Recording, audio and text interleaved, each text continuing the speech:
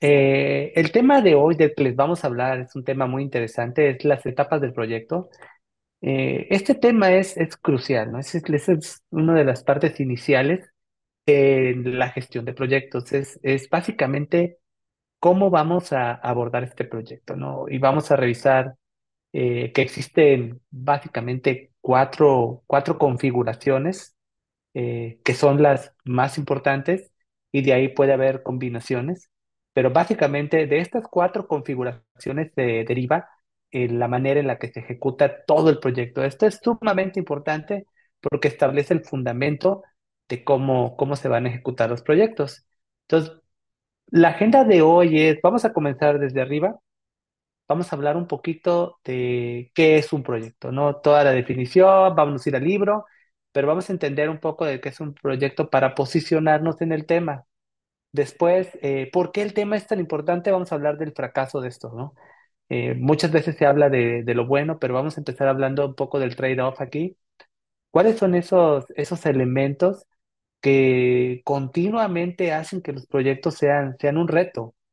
Porque hasta la fecha no se encuentran muchas desviaciones y se encuentran muchas oportunidades para mejorarlos y crecer. Vamos después a entrar en el tipo de proyectos y aquí ya abordamos el tema, ya que entramos en el tema directo.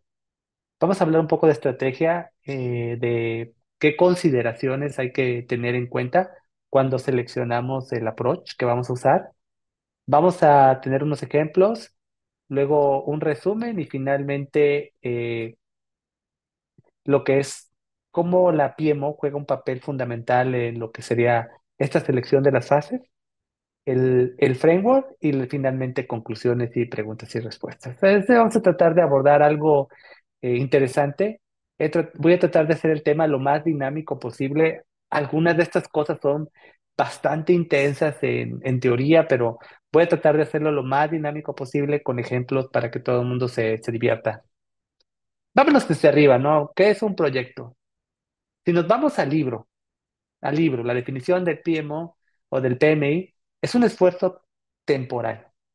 Temporal, y esa es una palabra clave.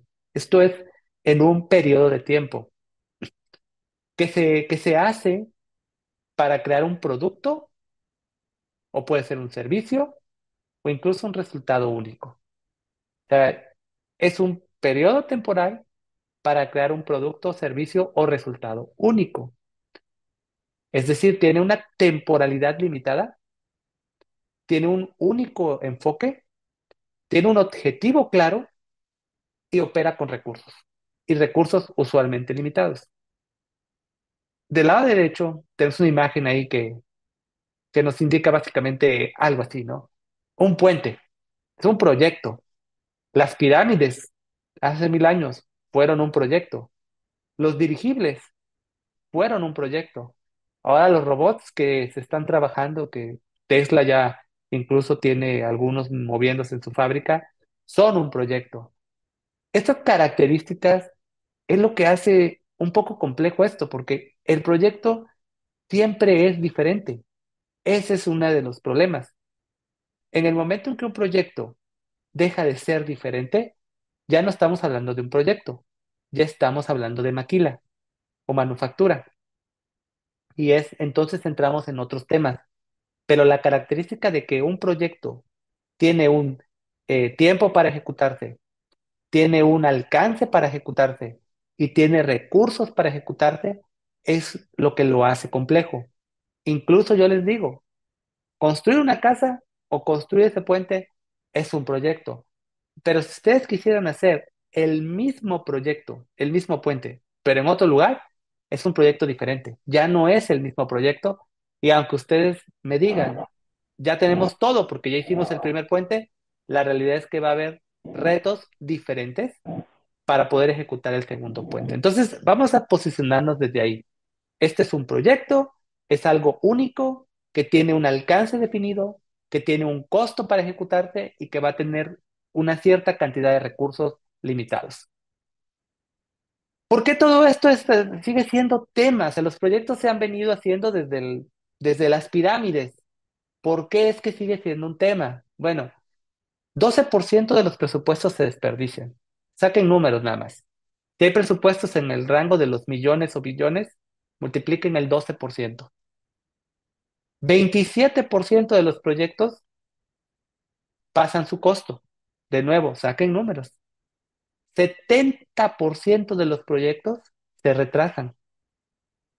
Hay entre 150 y 150.000 millones en fallas y más de 260.000 millones en proyectos fallidos. O sea, el tema no es menor. Hay muchísimo desperdicio, muchísima ineficiencia en el manejo de los proyectos. ¿Por qué? Porque si nos regresamos otra vez al fundamento, a la base, esto no se repite. Es muy difícil que alguien me diga voy a ejecutar todos mis proyectos y que van a ser exactamente iguales. No se puede. Las condiciones siempre van a ser diferentes. Como les puse el ejemplo, un proyecto igual, dos casas, el simple hecho de que se van a ejecutar en tiempos diferentes y en ubicaciones diferentes ya complica el proyecto, ya no es lo mismo. Y cuando hablamos de algunos de los factores que durante ya mucho tiempo se han investigado que contribuyen a estos parámetros, bueno, encontramos una mala planificación y por supuesto ejecución, ¿no? La falta de comunicación y colaboración, expectativas poco realistas, es decir, alguien piensa que hacer esto toma 10 días y la realidad es que toma 50.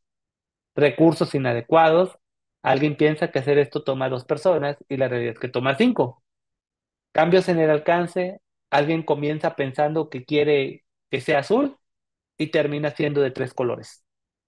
La gestión de riesgos, todo el mundo piensa que puede trabajar durante los periodos corridos y, por ejemplo, hay huracanes, hay condiciones que evitan que puedas superar y obviamente pues una mala gestión de todos los interesados.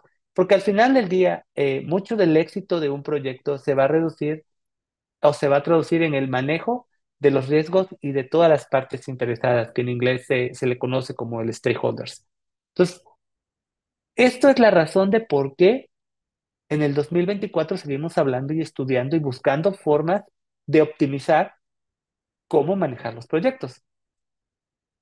Ahora bien, ya que nos pusimos en el tema, ya que entendimos qué es un proyecto y por qué estamos haciendo esto, vamos a empezar ya a abordar el tema de hoy, que es las fases de cada uno de los proyectos.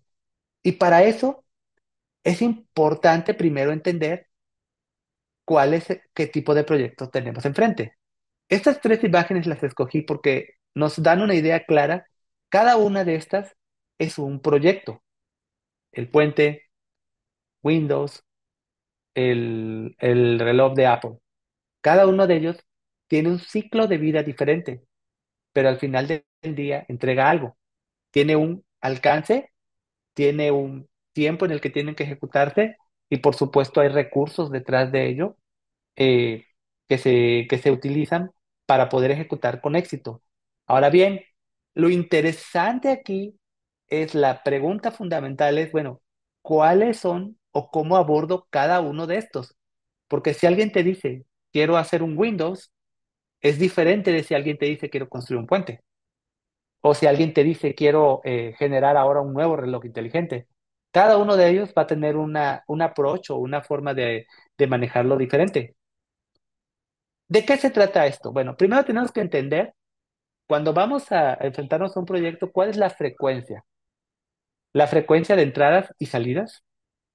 Y esto nos va a ayudar a determinar cuál va a ser el enfoque de desarrollo.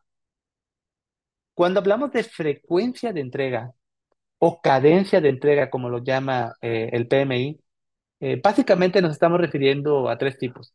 Es una entrega única, como por ejemplo una casa, solo entregas una casa, ¿no? No entregas una casa y luego le empleas una revisión. Entregas una casa. Entregas múltiples, es decir, entregas varias versiones. Por ejemplo, el software es muy característico, entrego una versión y después a lo mejor lo sigo revisando, vuelvo a entrar en mi ciclo y entrego otra y luego vuelvo a revisarlo y entro en mi ciclo y entrego otra y básicamente así me la puedo llevar hasta que se termine. Entonces, esa es una otra forma de entrega. Y finalmente la periódica, que es muy similar a la múltiple, con la única diferencia de que la periódica sí tiene establecido fechas de entrega, ¿no? Que pueden ser mensuales, bimestrales, dependiendo del tipo de proyecto. Entonces, lo primero que tenemos que entender cuando vamos a enfrentarnos a un proyecto es cuál va a ser la frecuencia de la entrega, qué tengo que entregar y cuántas veces lo tengo que hacer. Y una vez que entienda eso, me va a llevar al enfoque, es decir, cómo lo voy a yo entregar. Y en esto básicamente hay cuatro características o cuatro tipos de enfoque. Después puede haber combinaciones, pero estos cuatro cubren todo. El primero de ellos es el enfoque predictivo. Este es el enfoque tradicional. En algunos lugares también lo conocen como el waterfall. Básicamente nos sirve porque entendemos desde el comienzo qué es lo que queremos. Yo quiero una casa. No voy a terminar con un hospital, no hay manera. Entiendo desde el principio que es una casa. Entonces puedo yo, durante todo el tiempo, planear desde el principio, quiero una casa que sea de color blanco, que tenga una cocina, tres recámaras, dos baños. Puedo trabajar mucho desde la planeación y llevarlo hasta el final. ¿Por qué? Porque ya están predictivos, ya es algo que no va a cambiar. La, Lo que es contrario a esto es lo que se conoce como el enfoque adaptativo, o algunos le llaman el Agile Mindset. Este tipo de enfoques nos sirve mucho cuando no entendemos al principio qué va a ser la salida.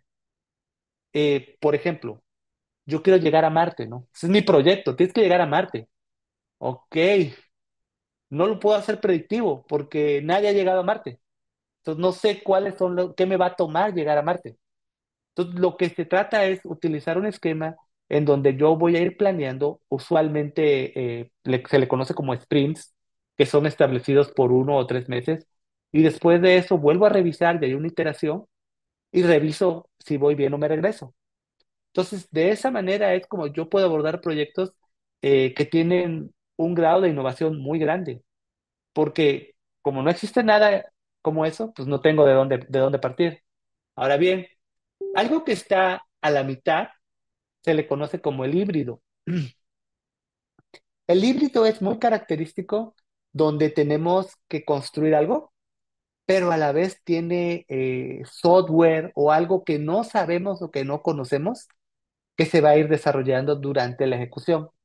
Ejemplos, por ejemplo, son el software de un carro, ¿no? Ahora está muy famoso que los carros están pasando a ser un tema más de software, porque ya conocemos todo el tema de cómo construir un carro.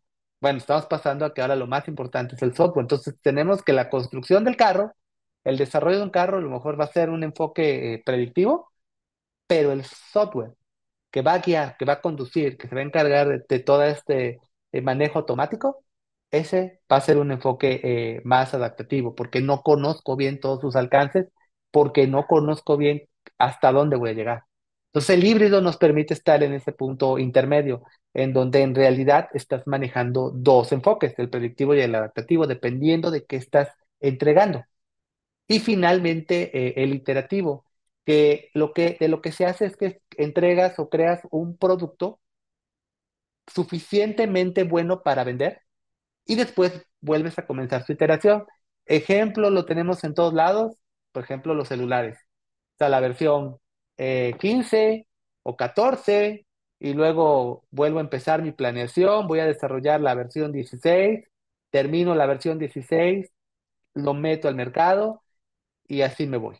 Entonces, estos son los cuatro tipos de enfoque que nosotros debemos poder entender para poder enfrentar a nuestro proyecto. Entonces, resumiendo, ¿cuál es la frecuencia de entrega?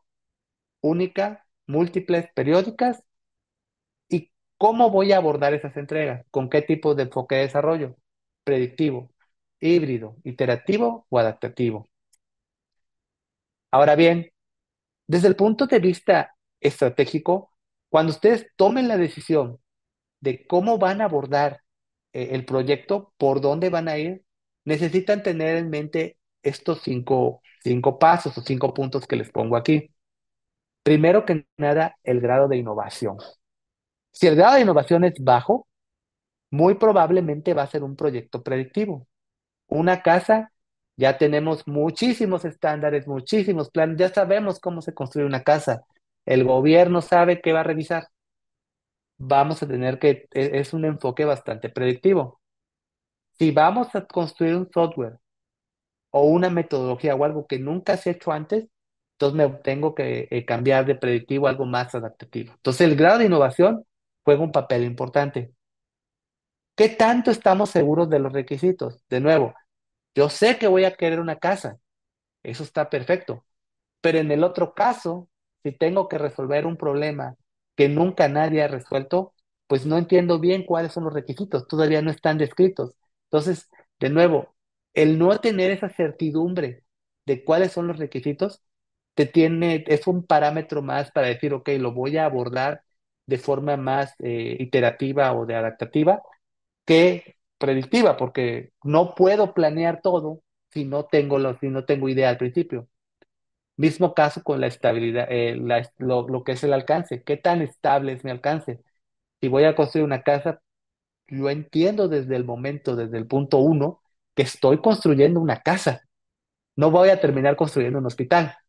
Sin embargo, cuando yo estoy haciendo un software especializado, por ejemplo, para el control de un robot, yo no entiendo hasta dónde va a llegar ese software hasta que no llegue a un punto en el que ya funcione lo suficientemente bien. Tenemos también que analizar los riesgos. Eh, El manejo de riesgos tiene mucho también que ver con la innovación. ¿Qué tanto conozco lo que estoy haciendo? Si conozco lo suficiente y el riesgo es menor, entonces me voy a por una predictiva. Si no conozco lo suficiente y hay mucho más riesgo, entonces me voy por una adaptativa en donde voy yo revisando si voy bien o me regreso, en lugar de ir avanzando hasta darme cuenta que el nivel de riesgo ya se convirtió en un problema. Y finalmente entender las regulaciones. Cuando estamos haciendo algo que tiene muchísima innovación, no va a haber regulaciones o van a ser muy pocas. Es el caso ahorita, por ejemplo, de la inteligencia artificial o de las criptomonedas. En su momento hubo tanta innovación, se generó demasiada expectativa, no había regulación. Entonces, si voy a trabajar en algo de eso, eh, es mucho más fácil hacerlo adaptativamente que predictivo. Tú quieres trabajar en algo predictivo cuando hay muchas regulaciones. ¿Por qué? Porque vas a tener muchísimos papeles que tener que completar. Ejemplo de esto, si tú vas a construir algo para la industria del petróleo, hay muchísimas regulaciones, muchísimas certificaciones. Es un sistema completamente predictivo, porque de lo contrario no vas a poder cumplir, no te van a dejar, vas a llegar con un proyecto que no va a pasar las regulaciones y simplemente pues no vas a poder avanzar. Entonces, cuando estés planeando qué tipo de enfoque vas a requerir, ten en cuenta estas 5 consideraciones para que puedas encontrar el balance y el enfoque adecuado. El ciclo de vida de los proyectos, si nos vamos ya a un poquito más a detalle, son todas las etapas por las que pasa un proyecto. Desde su concepción, desde que estuvo esa idea de necesitamos hacer esto, hasta su cierre. Y ojo, esto puede ser también de una manera predictiva, pero con iteraciones intermedias. Mucho de esto se da, por ejemplo, cuando ustedes ven productos, Apple lo hace mucho, que saca sus Mac por 10 15 años. Son fases grandes, pero va haciendo iteraciones intermedias, ¿no? Y todo esto son determinados al final por la cadencia o la frecuencia con la que vamos a entregar. De nuevo, si entrego una sola vez porque solo estoy haciendo un hospital, o si voy a entregar muchas veces porque quiero vender el Apple Watch en N número de versiones. Y al final del día, todos estos pasos son los que tenemos que hacer para poder completar el proyecto. Eh, Hay ciertos pasos estándares, pero dependiendo de la organización, dependiendo de la industria, dependiendo del grado de innovación, dependiendo del tipo de enfoque, es los pasos que se van a usar. No hay un estándar que pueda cubrir todo, vamos a revisar lo que dice ahorita la teoría. Lo que se tiene que hacer es, a través de las oficinas de proyectos, trabajar en hacerlos a la medida de lo que cada empresa necesita. Vamos a trabajar con el ejemplo del PMI. El PMI maneja cinco etapas, ¿no? La inicialización, la planeación, luego tiene una ejecución, lo que le llaman el monitoreo y control, y finalmente el cierre del proyecto, ¿no? Esas son las cinco etapas que propone el PMI. De una etapa a otra, existe algo que se conoce como compuertas. En inglés le llaman gates, que sería cómo formalmente avanzamos de una etapa a la otra. Para cuestiones prácticas, una compuerta básicamente es una set de reglas, un conjunto de reglas establecidas por la organización o por la oficina de proyectos para decir, para poder cumplir tu inicialización, tú necesitas cumplir esto y tener esta firma. Para salir de la planeación y decir, ya acabé con la planeación, tú necesitas cumplir esto y esto. Dependiendo de nuevo del tipo de proyecto, va a ser ya los mecanismos y los específicos que se tienen que cumplir. Cada una de esas etapas tiene ciertas características y hay ciertas cosas que ocurren muy particularmente. Eh, Voy a hablar algunas a gran escala. El PMI tiene muchísimas que pueden revisar o puedo compartir con ustedes la bibliografía, pero básicamente los puntos claves son que durante la inicialización buscamos una persona que sea el gerente de proyecto, ¿no? Es donde se empieza a involucrar este project manager, esta persona que se va a encargar de dirigir, ¿no? Buscamos también dividir el proyecto, divide y vencerás. Es un proyecto pequeño, a lo mejor no lo necesitamos dividir. Es un proyecto grande como la construcción de una plataforma, la construcción de un tren, la construcción de un aeropuerto. Entonces necesitamos dividirlo en fases. Bueno, todo eso lo hacemos durante la inicialización. Necesitamos establecer los criterios de éxito. Es muy sencillo decir voy a construir un puente, pero ¿cómo voy a validar que el proyecto fue exitoso? Tenemos que tener bien clarito cuáles son los criterios de éxito. Y finalmente, la carta del proyecto o lo que se conoce como el Project Charter, que internamente tiene muchísimas cosas como los objetivos, lo que está incluido, lo que está excluido, el presupuesto del proyecto, la duración, etcétera. Entonces, estas son cosas muy, muy particulares de la inicialización. Cuando logramos completar todo esto, firmamos e iniciamos, nos movemos a la planeación, que aquí es donde comenzamos a tener una idea ya más del costo, costo más a detalle. El costo es algo que se mantiene refinando, aclaro. Trabajamos también con el calendario, utilizamos los manejos, los planes, que son el plan para cómo vamos a manejar el costo, cómo vamos a manejar el calendario, cómo vamos a manejar los cambios, cómo vamos a manejar los recursos, etcétera. Todos esos pasos se dan durante la planeación. Una vez que terminamos la planeación, nos movemos a lo que es la ejecución. Cinco Y aquí minutos para básicamente, terminar la presentación. ok, ahora sí me cortaron. Bueno, voy un poquito más rápido, perdón. La ejecución, nos referimos a básicamente tres cosas aquí. Reuniones, listas de tareas y manejos de personal. Cuando nos movemos al monitoreo y control, hablamos de medición de datos, el manejo de los cambios y obviamente con el manejo de cambios o el change management, que es uno de esos procesos sumamente importantes. Ese es clave para el éxito de un proyecto. Y manténgalo bien en la cabeza. El change management es clave. Y la actualización de los planes derivado del change management. Y finalmente el cierre, que es confirmar que el trabajo ya está completo, comenzar el cierre financiero, hablar de las lecciones aprendidas, etcétera. Entonces, este es el modelo que nos propone el PMI. Hay otros modelos que ya son mucho más prácticos en donde ya hablamos incluso de etapas mucho más diseñadas. Por ejemplo, es uno predictivo para la construcción, por ejemplo, de una casa. Analizamos la viabilidad, luego hacemos un diseño de ingeniería, planos, que es muy fácil saber cuál va a ser mi compuerta para pasar de diseño a construcción. Bueno, tengo que tener planos aprobados, ¿no? después tengo la construcción, luego voy a hacerle pruebas, va a haber inspecciones, luego un despliegue dependiendo si necesito arrancar algo o no y finalmente un cierre. Es un ejemplo clásico predictivo que se comporta muy bien cuando nosotros entendemos qué estamos construyendo o qué estamos haciendo.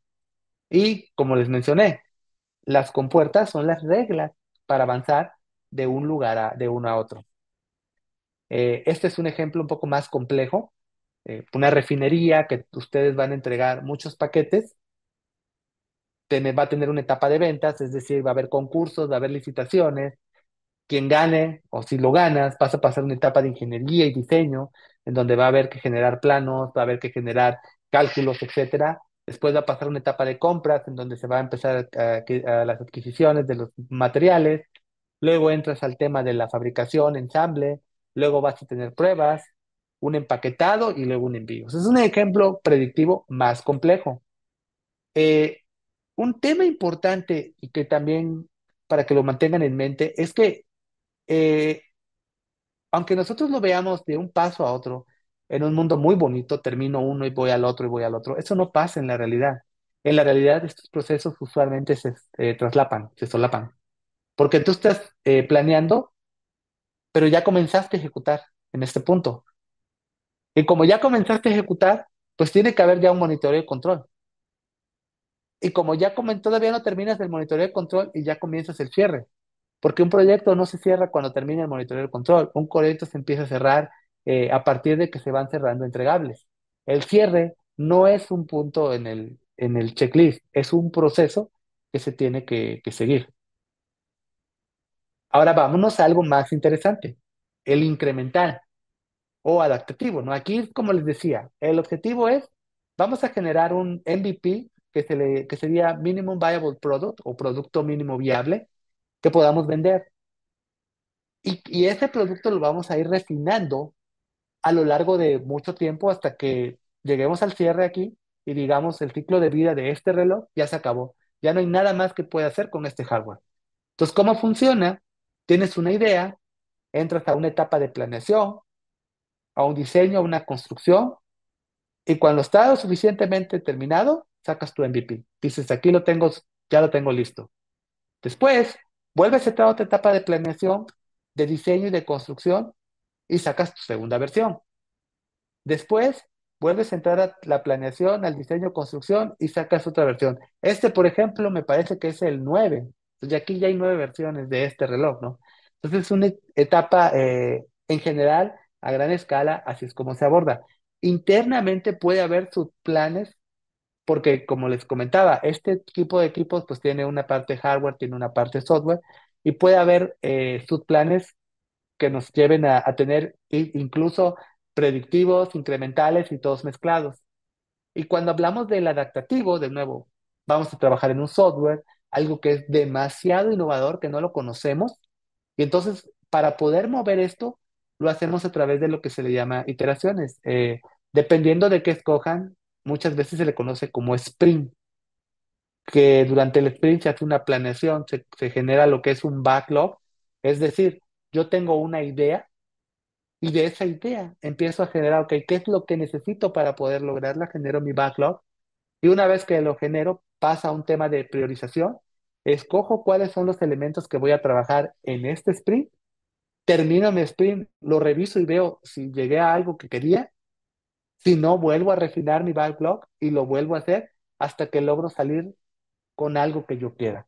Este es un proceso adaptativo característico del Agile Mindset. Ese mindset o forma de pensar ágil es básicamente este proceso, el famoso Getting Done. Ahora, en resumen, para hacértela fácil, el tipo de proyecto con la frecuencia nos va a ayudar a encontrar el enfoque, ¿no? Por ejemplo, la construcción de algo que conocemos, que es una frecuencia única, va a ser un enfoque predictivo. Si hablamos de un desarrollo de un reloj inteligente, como el que ya vimos, múltiples entregas, va a ser un desarrollo iterativo. Si hablamos de software muy innovador, como AI, por ejemplo, con múltiples entregas también, va a ser adaptativo. Ahora, ¿Quién pone las reglas o ayuda a los project managers a que esto se pueda estandarizar en las empresas? Porque ahí está la clave. Cuando una empresa tiene o entiende el tipo de proyecto que hace, debe poder determinar cuál es su enfoque. Pues es para eso es parte del trabajo de una PMO.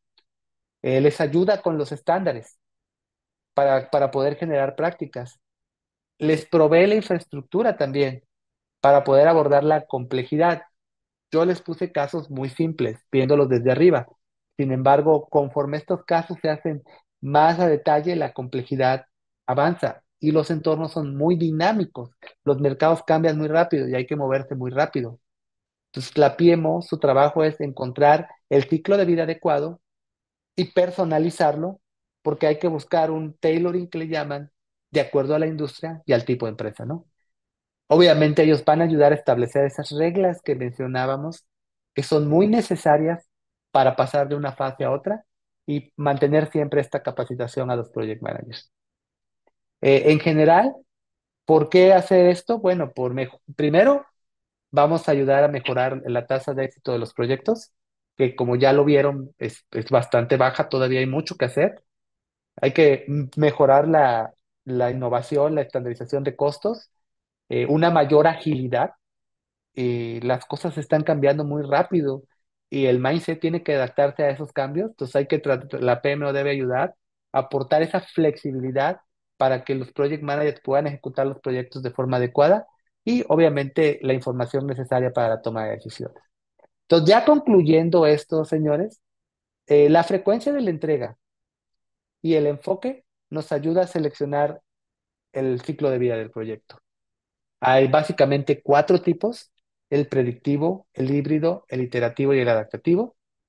Y el departamento que nos ayuda a establecerlo dentro de las compañías o de las empresas es la PMO, que nos ayuda con los estándares, que nos ayuda a hacerlo muy personalizado a la necesidad y obviamente a entrenar a los project managers para que puedan abordar esto. Y con eso terminamos este tema. Podemos entrar a un parte de preguntas y respuestas si alguien tiene alguna pregunta. Ok, bueno, si les gustó esta presentación, de verdad les agradeceré si pueden escanear este café que tengo ahí y darle clic a nuestra página de LinkedIn. Eso nos ayudaría muchísimo. Estamos ahorita desarrollando nuestra comunidad. Queremos crear una comunidad de project managers para ayudarnos entre nosotros. Siempre es importante buscar mecanismos que nos ayuden a poder contestar muchísimas preguntas. Este tema de ser project manager es un tema de mucha inteligencia emocional, es un tema de mucho mentoring, y siempre queremos crear esta comunidad para poder ayudarnos entre todos. Entonces, si les gustó, por favor, les pido escaneen este café y le den like a nuestra página de LinkedIn y seguirnos en las redes. ¿Qué tal? Buenas noches, gracias por acompañarnos en este workshop. De hecho, ahorita el doctor Fernando les va a platicar sobre un nuevo servicio que tenemos como consultoría acerca de certificación de empresas para formalizar de cierta forma de introductoria una oficina de proyectos. Fernando, ¿nos puedes platicar, por favor? Claro que sí. Bueno, recientemente, déjenles, voy a compartir mi pantalla de nuevo para hacer esto más interactivo. Ok, recientemente el PMO Global Institute acaba de poner al alcance de todos su nueva certificación como PMO Managers, el CA PMO, que es el Certified Associate. Esta es una certificación muy interesante que me gustaría que revisaran y exploraran. Para todos aquellos que les interesa mucho este tema del PMO, esta es la certificación junior, lo que ellos llaman el punto inicial para comenzar a meterse en este punto, en este mundo de las PMO. El PMO Global Institute es la institución global que se ha enfocado en los estándares para lo que es la certificación de lo que es son las PMOs o las oficinas de administración de proyectos, que es un poquito diferente de lo que hace el PMI, que se enfoca más en la ejecución del proyecto. Entonces, nosotros somos partners, partnership del PMO Global y recientemente fuimos invitados por ellos para poder acercarles esta certificación. Esta certificación es una certificación de la clasificación junior, es decir, que se requiere muy poca experiencia para poder tomarla. Eh, Sin embargo, el valor curricular y los conocimientos que se adquieren son bastante altos. De nuevo, nosotros como parte del partnership venimos ofreciendo esto. Permítanme, les voy a compartir un poquito más de detalles aquí. No, déjenme mover esto,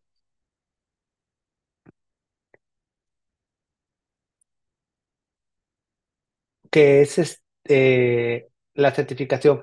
Si ustedes escanean este logo que tienen aquí, los va a llevar directo a la sección de la página del PMO Global y al Credit Link. Esta es una certificación de validez internacional.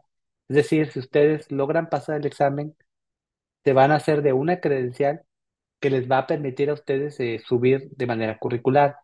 El tiempo de esta certificación es de 8 horas, es decir, el curso que se tiene que tomar es de 8 horas y después se tiene que presentar un examen posterior que se debe de agendar, ¿no? Es el mismo mecanismo que se utiliza.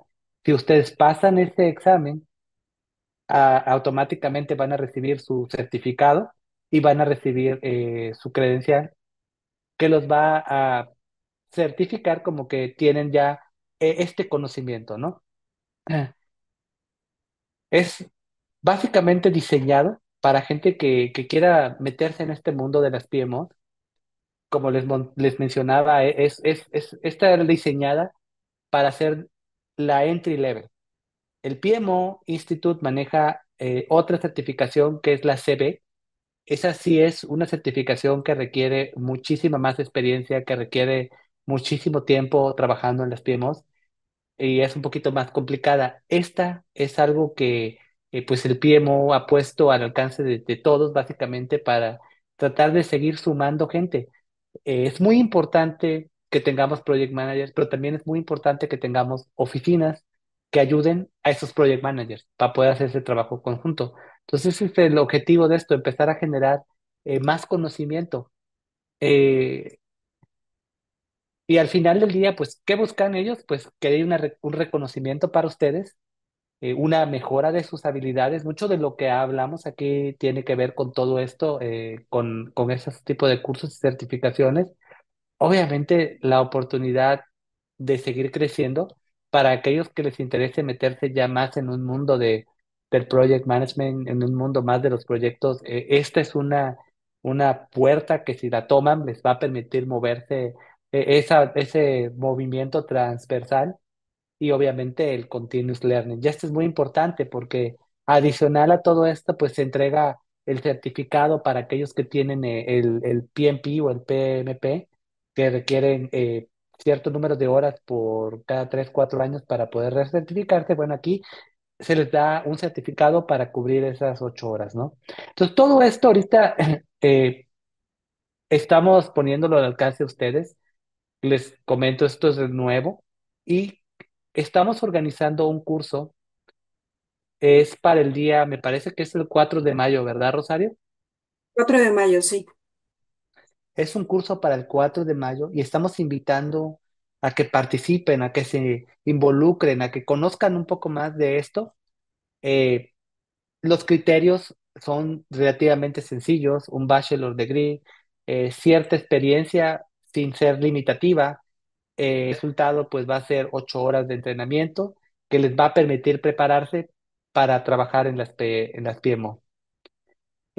¿Quién debe de trabajar o pensar en esto? Bueno, quienes estén aspirando a entrar al campo de los project management, quien le busque como analista de PMO, quienes quieran hacer consultoría, miembros de equipo de proyectos, gente que quiera entender la dinámica del PMO, que es la dinámica de cómo se maneja el portafolio de los proyectos y programas, ¿no?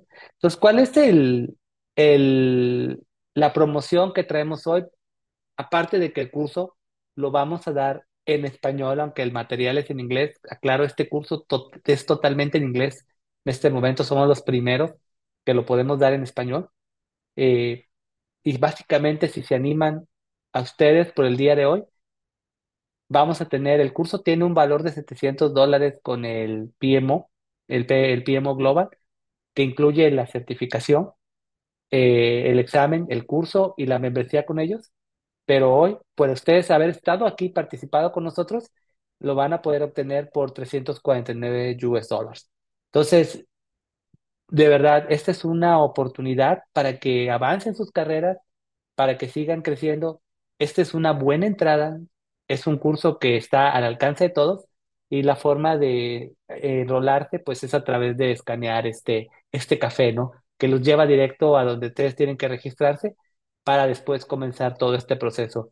El curso, como les comentaba, está programado para el 4 de mayo y vamos a tratar de cerrar espacios esta semana o la que sigue para ya poder terminar, planear todos los materiales, porque estos cursos requieren cierta planeación, requieren de cierta instrucción del PMI Global, es decir, tiene uno que enviar muchísima información.